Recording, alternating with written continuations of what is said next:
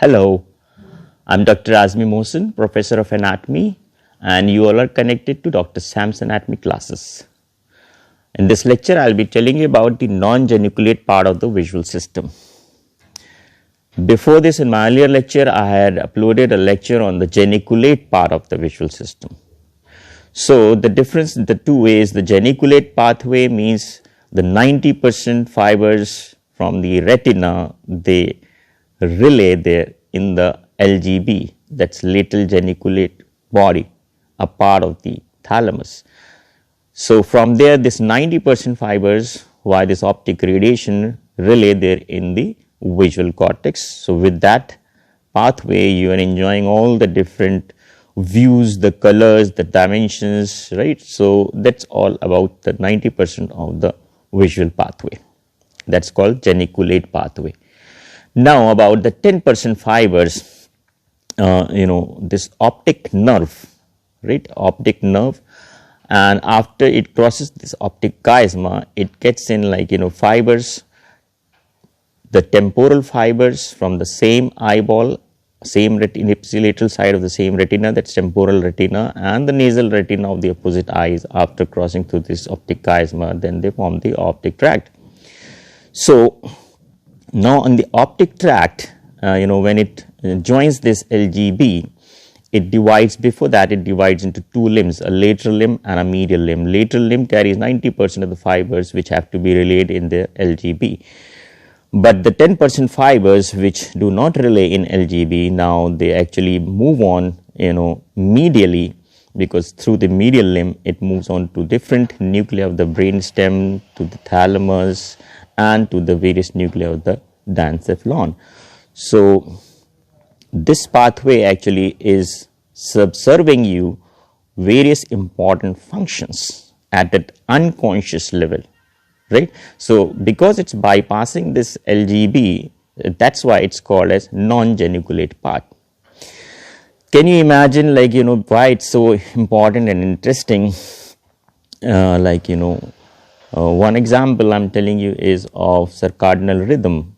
If you are lying down in the night in the bedroom, there is a window next to you, and at 5 a.m. around, when there is streak of light, twilight enters, and you wake up, and that is because again subconsciously you got to know that it is the morning time. Similarly, this visual stimulus also helps you arouse sexually, so that also is a subconscious activity. Sometimes this visual activity, when you see a bright light, your pupils constrict, right. That constriction of pupil again is a involuntary activity. And similarly, the accommodation reflex, and there are various reflexes with which you keep a track on the moving objects in the visual field. So, lots of interesting things which keep happening at subconscious or unconscious level while you perceive images with your eyes. So, that is about this non-geniculate part of the visual system, the 10% pathway. Now, let us discuss about each of them, the different pathways here. I believe you can see the image clearly. Okay. So, now look here in this diagram. First, let us have an orientation of the diagram. What you are seeing here, it is a cut section of a midbrain, right, mesencephalon, the cut section at the level of the superior colliculus, got it.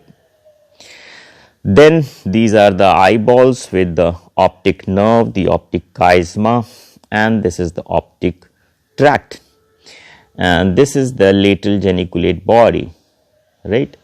And then back behind you are seeing is the occipital cortex or the visual cortex, and that is the calcarine sulcus, the visual striate area, calcarine sulcus. Everything I have already taught you. Now, what else you are seeing here is they haven't drawn it here. Actually, in the center there is a central canal, the canal of aqueduct. Surrounding that was gray matter, and let us draw it a little more entirely right here. So, the transverse line passing through the cerebral aqueduct in the midbrain, the area behind to or dorsal to that is called the tectum. So these nuclei are part of the tectum, like superior colliculus, as well as they have this pretactile nucleus, superior colliculus and pretactile nucleus. And then you have this LGB, which is a part of this thalamus, and pulvinar also part of the thalamus. And there are various nuclei also, gray matter embedded, which is also part of the thalamus. These are called as terminal nuclei. And can you see something above to the optic chiasma, and that's the suprachiasmatic nucleus. It's a part of hypothalamus. And let me tell you here, anterior to the mesencephalon, or anterior and superior to this mesencephalon, or you can say something which is between the two cerebral hemispheres, that's diencephalon, and to the base of that it's the hypothalamus. So optic chiasma lies at the base of the hypothalamus, and this superior suprachiasmatic nucleus is also part of hypothalamus. Okay, so you have got some idea.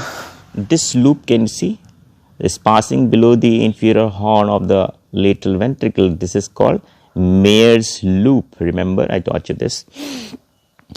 Okay, so now we will talk about the non-geniculate pathway. So here you see in this diagram, they have brought fibers from the nasal side of the opposite eyeball and the temporal hemiretinae of the same side.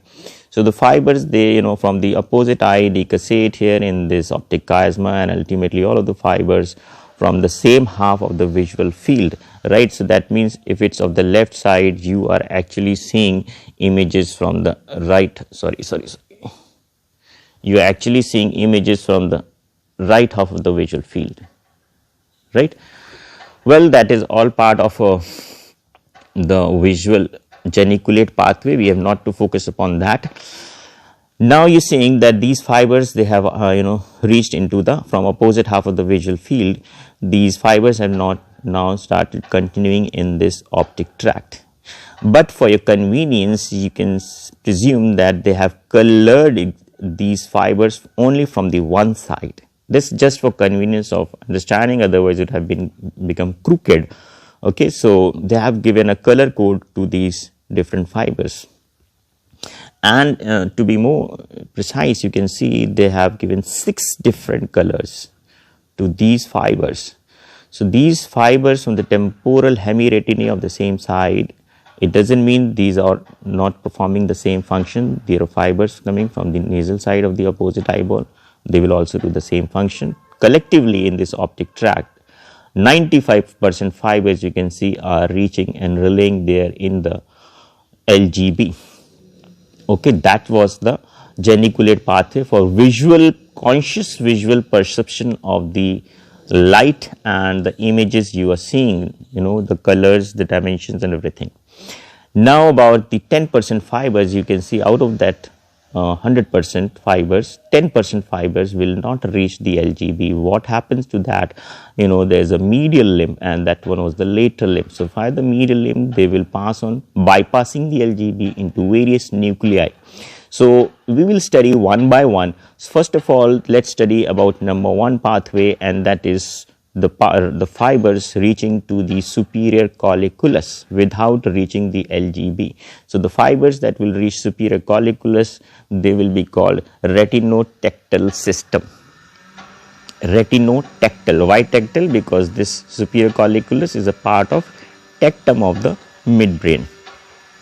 Okay, now what's this serving us? So it is actually for the kinetic information for tracking of the movement objects. So for example, if you see, I'll give some examples, like there is a bee or a wasp surrounding your head with that buzzing sound. So you are conscious and you track that insect in the visual field, and because it's rapidly moving its positions, so sometimes you might move out of your visual field. So you keep track on that moving insect, so to better be conscious of of getting sting. So you are actually tracing that moving object. Other example, I think you must have visited any laser show, light show, where different lights, laser lights coming from different direction, and you have to trace those lights. I mean, you focus on, you are subconsciously moving your eyes to trace that streaks of lights, enjoying that light show. One more example I would like to add, like if you're sitting on the window seat of a train and you are looking out, suddenly you find something interesting in the outside the train, and you keep a gaze on that eye, but that is moving. So you are actually seeing and everything, right? That's 90% of the function. You are seeing it, enjoying the thing, but your eyes are also moving, eyeballs are moving in response to track that moving object, keep it in your visual field. So this unconscious movement of your eyeballs to keep a track on the moving object in the visual field, got it? And that is being served by these fibers reaching to the superior colliculus, right?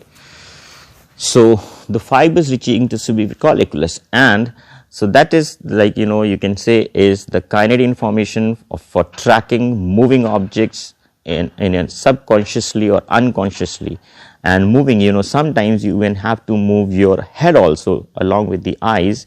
You may have to tilt your head also. So the movement of the eyes and head unconsciously, so as to track the moving object in the visual field, this is being performed by this pathway called retinotactile system. Got it? Okay. Next we move to number 2. Number 2 is pretactile area. They have written is at pretactile area.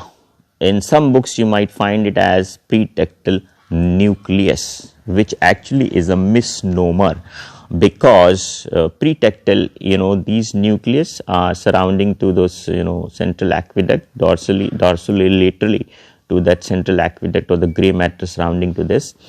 So these two nucleus are actually they have a subgroups within this area, pretactile area. They are nucleus for fibers to relay and control the constriction of pupils, right? And there are few nucleus through which the fibers emerge to control the constriction of ciliaris muscle for accommodation. So the two reflexes which are being controlled here, accommodation and pupillary reflex. So that's why the work also has not completely been accomplished by the scientists. So to find out the two groups of nuclei within this pretactile nucleus, that's why they have mentioned it as pretactile area. Okay. Now let's see, as I told you, there are two reflexes being controlled with this nucleus. One is called the pupillary reflex and the other is the accommodation reflex.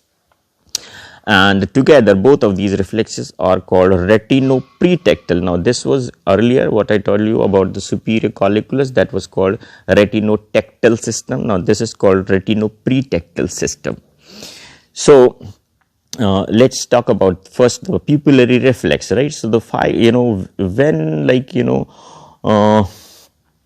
suddenly a strong beam of light, a bright light penetrates your eyes, maybe with the help of a torch, or maybe suddenly you move out from the dark into a bright space, your pupils constrict in response. Now this is an unconscious response, so as to prevent the amount of light reaching the retina, right? So this is subconsciously happening, or unconsciously you can say. And the pathway, you can say, for this the example of a pupillary reflex is a very easy thing. Like one is that like the experimental thing which you do in your clinics, like focusing the torch on the retina of the pupil of one side to check for the pupillary reflex. And another reflex, of course, there is another reflex, a similar reflex, and that's the consensual eye reflex, pupillary reflex, like to check this out. You can, with the other hand, you can make a bridge, a divider, between the two eyes by placing your hand vertically with your ulnar side of your hand on the nasal bridge, so that when you are pointing the torch in one eye, the light shouldn't reach the opposite eye. And at the same time, when you point the torch on one eye, in the right eye, you will see that constriction happens in both the eyes, even on the left side. So that's called concentric light reflex. Like both are constricting at the same time. And again, for the reason is same, because the pretactile nucleus connects to both the Edinger-Westphal nucleus or the accessory oculomotor nucleus bilaterally. So it has a bilateral representation, and that's why both the pupils constrict together. Got it? So that's how you see that the 10% fibers, among those fibers, few fibers reach the pretactile nucleus for the pupillary light reflex. And otherwise, in natural course, if you are like watching a movie in the cinema hall, and you are moving actually from outside. When you enter the cinema hall, a movie hall, you find everything so dark, right? So that's the time when people actually dilate now, but that's dilatation is a sympathetic pathway. That's a different pathway. Here actually the lights are actually, the other thing is like from after watching a movie, when you move out in the open, there's a bright light on outside, so your pupil constrict, right? So this is all happening subconsciously, and that is called as retino-pretactile system.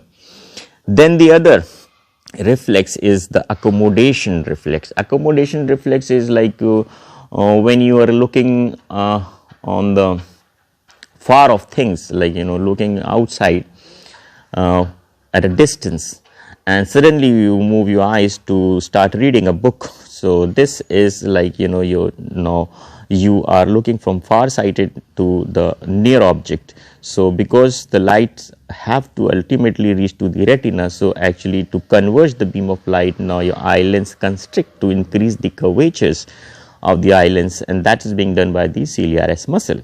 And the reverse is like when you are like reading a book, right, placed close to your eyes. So suddenly there's a knock on the door. So you look there on the outside, at a distance, and then your eye lens actually relax, because the ciliaris relax and the eye lens, the curvatures will increase, like so as to focus the distant object on the same retina. So this is all about accommodation, and the pathway is same, right from the 10% fibers, few fibers reach to the pretactile nucleus, and from there they will move to the bilaterally to the accessory oculomotor nerve nucleus, that is the Edinger-Westphal nucleus. And that nucleus is a parasympathetic nucleus, and that's called general visceral efferent functional column. So from there, these fibers, the preganglion fibers, will reach the ciliary ganglion, and from there ciliary ganglion to the short ciliary nerves, the fibers will reach the constrictor pupillae and the ciliaris muscle. Okay, so that was the efferent pathway from the pretactile nucleus. But let me tell you one another thing, that accommodation is not completely an unconscious reflex. This reflex, accommodation reflex, is also a conscious reflex. So this was the part I am telling you is the non-genicular part, but normally this is the 90% tract, that the images from LGB, they've been transmitted to the visual cortex. So when you have perceived the images, and now if you want to look a close up and you have to think, go deep into the study of the image, so that time also you accommodate. So from the visual cortex, there is a band of arcuate fibers that's called superior longitudinal fasciculus, right, on the same ipsilateral side of the cerebral hemisphere, and that connects it to the visual eye field area, the motor eye field area, and that's called this on the frontal lobe, supralateral surface of the frontal lobe, right. So from there the fibers will now reach to the, from the frontal eye field area, the fibers will now reach to the same pretactile or Edinger-Westphal nucleus. So accommodation is both subconscious or conscious reflex, both of them. If it's a conscious reflex, of course, it will be via the geniculate pathway, and if it is a subconscious reflex, it will be via the non-geniculate path. So that was about the accommodation reflex. And then number 3 is the suprachiasmatic nucleus. Suprachiasmatic nucleus is for maintaining the circadian rhythm. I told you this example is an interesting example, like when you are sleeping with the sound sleep comfortably on your bed in a bedroom, and there's a window, big window by the side of your bedroom, by the side of your bed, and it's around 5 a.m. So what you find, there's a twilight, the early beams of light which will strike the window and will reach to your eyes. Now this time you are actually sleeping, so your eyelids are closed, right? Now let me tell you, you have ever experienced, like if you are sitting in a room where there is no light, it's all dark, and you close your eyes in the dark, and then somebody opens the various lights, the tube lights, the lamps, everything. Without opening the eye, you will be able to appreciate that it's light outside, right? You get the apprehension of that the light has now come without opening your eyes. That means even a slight stimulus which might even penetrate through the eyelids, with your closed eyelids, you even get the response that the lights have come. So that means even a slight stimulus will evoke this response. So early in the morning, what happens is when you are lying down comfortably and you feel that it's the morning time, and the lights have struck your eyelids, or you might even open your eyes for the short duration to see actually the light at the morning time. Then, because I know you are like so sleepy, drowsy, and you are recumbent, you don't want to wake up, you don't want to sit up, or maybe you even sit up if you are programmed accordingly, you might even wake up. But actually think about that strike of light has evoked a countdown in your mind, that now it's the morning time, you have to get up. You may not get up, but that by in your sense of mind, you get a countdown started. Now it's the time that I should get up. So that is like a circadian rhythm. Similarly, in the night time, when you are like relaxed and it's all dark, eventually you start planning to sleep. So this is all in response to the visual stimulus, right? Circadian rhythm, there are other lots of factors. While I'm talking here is focusing upon the visual stimulus. So visual stimulus also plays an important role in maintaining of your biological clock. And this biological clock is a repeated clock. The next day it will again follow the same cycle according to the movement of the earth, right? Rotation of the earth.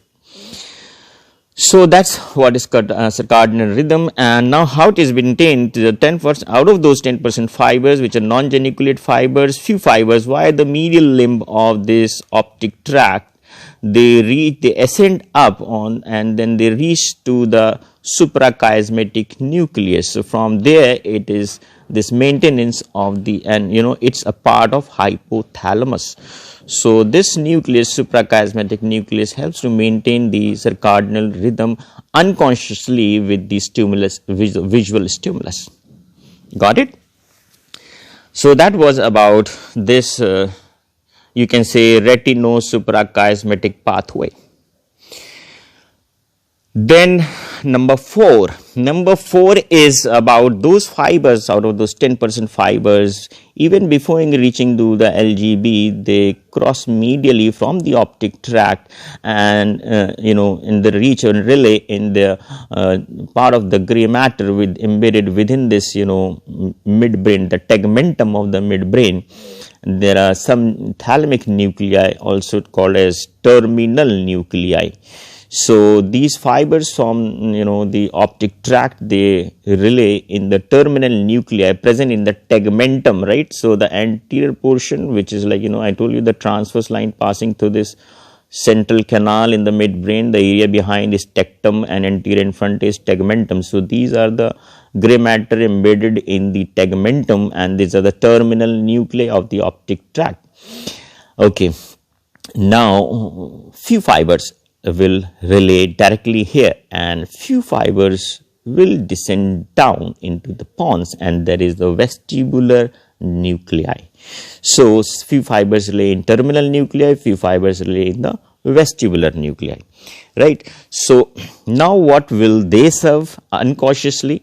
And that is called the optokinetic reflex, and this pathway is also called accessory visual system. Now to understand this, again I'll have to give you an example, and this is actually normally focus upon this pathway. Okay, so this pathway I already told you about is maintenance of tracking of a moving object in the visual field, and that was via the superior colliculus, and that's called retinotactile system. It is beyond to this. After you have studied about tracking a now moving object in the visual field, that was the retinotactile system. Now think about if the object moves out of the visual system. Yet to try to as I told you, you will move your head in response to so as to bring the moving object in your visual field. Now what happens if the moving object in the visual field is very fast? So you are unable to make keep your pace of movement of eyeballs in response to the moving object. For example, as I told you, is you are enjoying a laser light show. Recently, last year, because of the pollution in Delhi, Diwali was celebrated with light shows. And many times in Dubai, that Burj Al Khalifa, there are various light shows being organized with the laser lights. So if you're standing on outside and watching those laser light shows, there is light, beams of light, streaks of lights, arcs of lights, and various forms of light, colorful lights. And to enjoy that, you are actually moving, unconsciously moving your eyes. But sometimes you might even have to move your eyes in the direction. And maybe example of crackers, those crackers which reach up high in the sky and then they burst. So you also track your eyes in according to the movement of those fireworks. So in that example, think about like your eyes will, of course, you are enjoying, that's the 90% of the conscious visual pathway. About the 10% I'm talking is like when you are tracking the object, initially you are using this superior colliculus pathway to track the object. But when it moves beyond, right, with a very high speed, so what happens? Your pupil, which has, reached the limit of the eye visual field, will now jerk back to the center from where it started moving, right? Then you move your head, and then again your pupil starts following to that moving object, and when it reaches beyond the visual eye field, your pupil will again jerk back to the center from where it started moving. So again you will track the moving object, and again when the pupil will find that object has moved out of the visual field, pupil will again with a jerk, it will come back to its center from where it started moving. So that jerky movements of the pupil while tracking the moving object is called optokinetic nystagmus, and it's physiological, right? So it's a physiological nystagmus or optokinetic nystagmus movement, or this movement happens in the direction of the moving or tracking the moving object, which is very fast. Got it? So this is optokinetic reflex or optokinetic nystagmus. Let's take another different type of example so that you can understand it even more better. It's not necessary that you are tracking a movement or tracking of a very fast moving object. This of course will happen, this optokinetic reflex, this nystagmus. But think the reverse. If the object is still and you yourself are moving, think the reverse. Like if you are performing a dance show on a stage and you know somebody special is an audience and you are on the stage and you are finding and you are seeing that person sitting whom you are interested to show a dance. Out of the 500 people, there's one person whom you are interested in and you are dancing and you are keeping an eye on that person in the audience. So while you yourself are moving and while in your dance steps, sometimes you have to move your head away from the that person, right? So in that dancing also, you will find that while keeping your eyes at an object, but you yourself are moving. So many times you will find that your eyes will move away from that special person, maybe your parents sitting in front. So every time you will not be able to focus upon that because your eyes will move. You have to, with the movements of the hands, you might see them out of the visual field.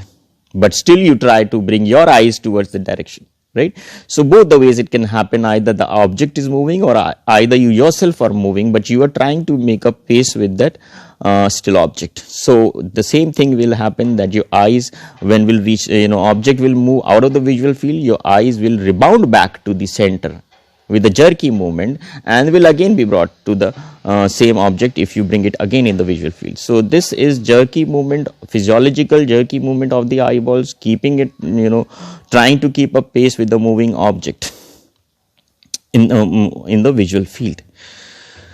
Okay, and that is called optokinetic reflex. And let me tell you that this is also called accessory visual system. Okay. Next, what is, it's number 5 now. Now we will talk about the visual association area, and that is pulvinar. That is why the pulvinar of thalamus. This is, you can see, is the pulvinar of the thalamus, green shaded color, a part of thalamus. So one thing, can you see, let's explain for this about what's happening here. Visual association area, but I'll first track its path. The fibers, out of those 10% fibers, few fibers, as I told you, they were reaching the superior colliculus. So the fibers do not reach directly to this pulvinar. One thing, the fibers which will reach pulvinar will first relay in the superior colliculus, right? So superior colliculus has already connections, for the maintaining that reflex for the moving object in the visual field. Then other one is like it will bring, it will have connections with the pulvinar. So this is not the optic nerve and optic tract carries the second order neurons.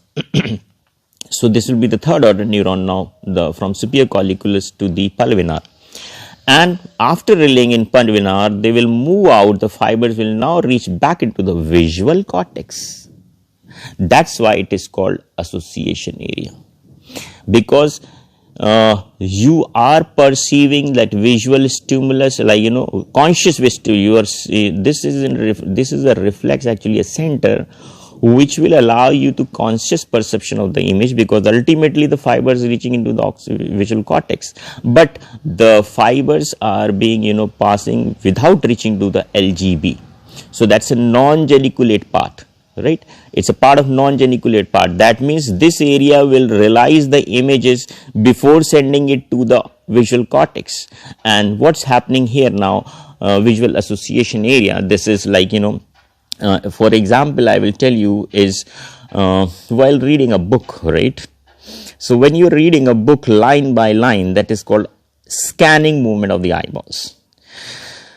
So when you're reading a line, when you reach the last word, your eyeballs automatically come to the first word of the next line. This is called a scanning movement of the eyes. That is being controlled here, right? And not only in this process, you are also learning. You are actually comprehending the whatever you are reading. because you are also speaking it out, because reading is involving Broca's area as well, right? So that is like comprehension of the visual stimulus before reaching to the visual cortex. So it's in between. Now it's association area, so it is maintaining your scanning movement of the eyeballs, right? So that is about the pulvinar, and this is called the oculomotor function, because its efferent obviously will have to have connections with the oculomotor nuclear complex for the scanning movement of the eyeballs, right?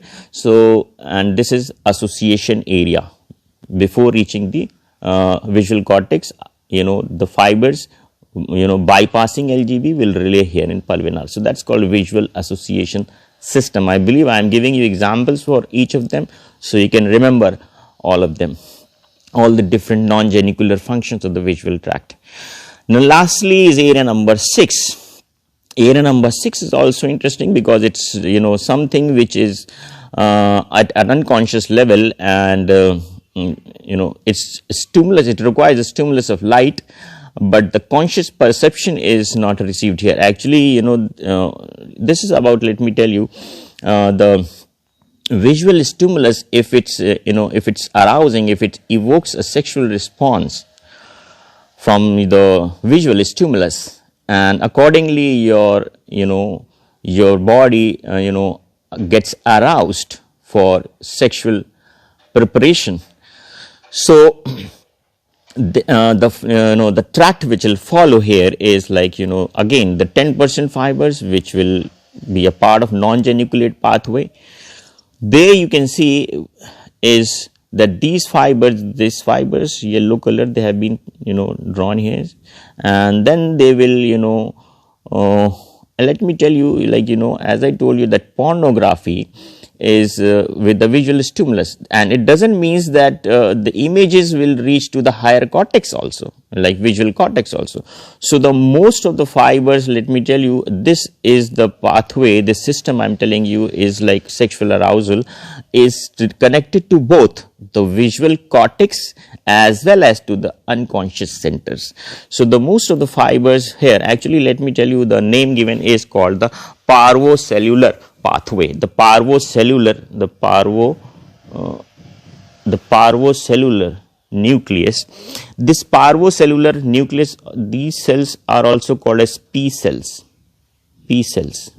So these these P cells are also in LGB also, as well as in the reticular formation also.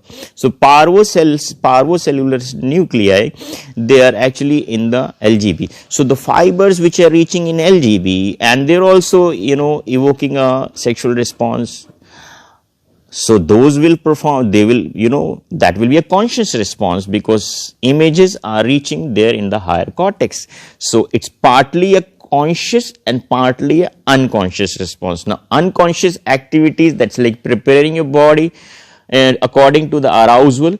So what happens is those fibers which reach down to the reticular system. Now this is a part of a non-geniculate pathway. So those fibers, 10% fibers carrying visual stimulus, which will reach to the reticular formation of the brain stem.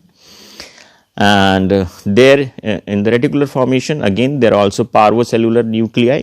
So from there the fibers will further reach to the limbic system for the sexual arousal. But at least the afferent limb, this much of the afferent limb has to be remembered, as just to tell you that this response is both visual, conscious as well as unconscious. For the conscious portion, there are parvocellular nuclei in the LGB, and which will relate to the higher cortex. There are few parvocellular nuclei in the reticular formation. From there it will send to the limbic system for the preparation of your body according to the sexual arousal.